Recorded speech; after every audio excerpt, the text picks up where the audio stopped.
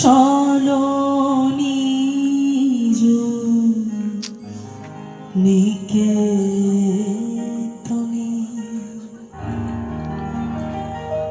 মন চলো নিজ নিকেতনে সংসার বিদেশে বিদেশীর বেশে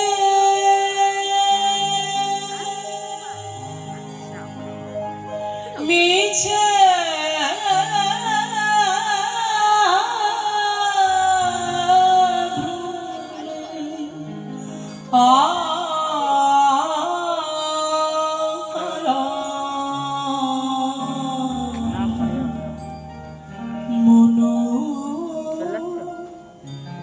চলো নিজ নিকেতনে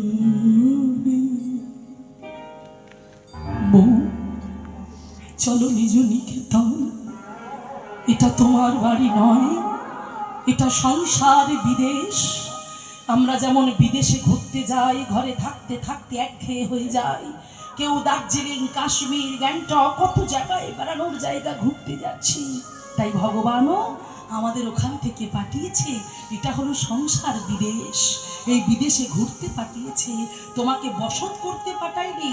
শুধু দেখেছি চাচ্চিক জগৎটাকে দেখো, জগতের মানুষকে দেখো, তোমার কর্মটা করো, করে তুমি তোমার নিজের বাড়িতে ফিরে এসো।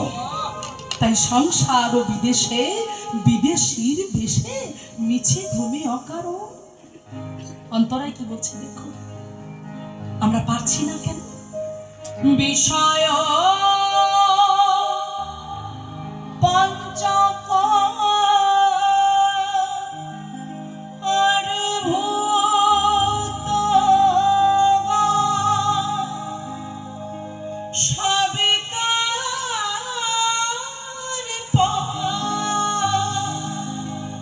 কেহ না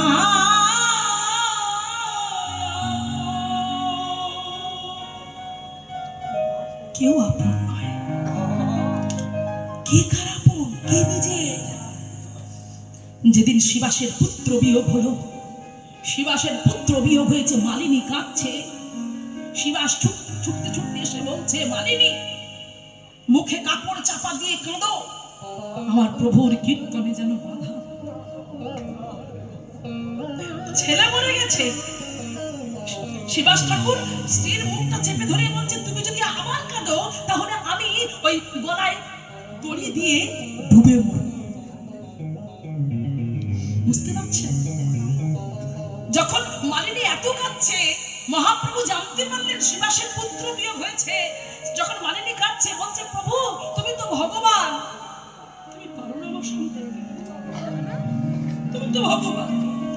ভগবান বলছে, আচ্ছা মা, আমি ওর প্রাণ ফিরিয়ে দিচ্ছি, দেখো কি বলে। যেই সন্তানের প্রাণ ফিরিয়ে দিল, সন্তানের প্রাণ পেয়ে বলছে, সঙ্গে সঙ্গে প্রভুর দিকে তাকিয়ে বলছে, পিতা পিতা। মালিনী বলছে, আমি তোর মা, আমি এদিকে। কে কার মা, কে কার পিতা? এই জগতে কেউ কারো নয়, কেউ মা নয়, কেউ বাবা নয়। আপন পিতা যদি থাকতে হয়, সে তো আমার প্রভু। কি মারাত্মক দৃষ্টান্ত, কি কথা দেখুন।